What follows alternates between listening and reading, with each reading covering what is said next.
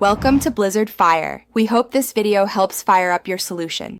You should begin by confirming essential prerequisites and taking immediate action. Install the Flutter SDK and required platform SDKs, then run Flutter Doctor to fix quick issues. Once done, pick a single editor, VS Code or Android Studio, and add the Flutter and Dart plugins so you can code efficiently. Create a new project and run it on an emulator or device to see hot reload in action. This early feedback loop is how you start learning fast and avoid wasted setup time. You must focus on the core concepts that power apps, widgets, and state.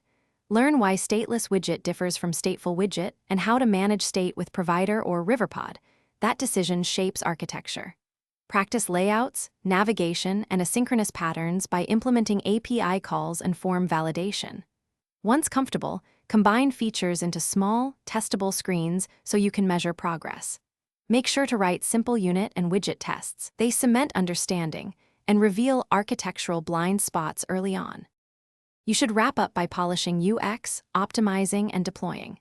Use const constructors, minimize rebuilds, and profile with dev tools to fix jank.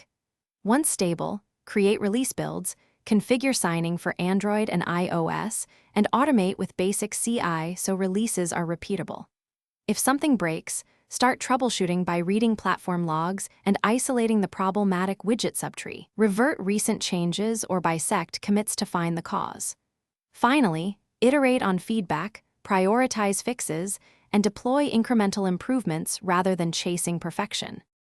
Thanks for watching. If you found this helpful, don't forget to like and subscribe.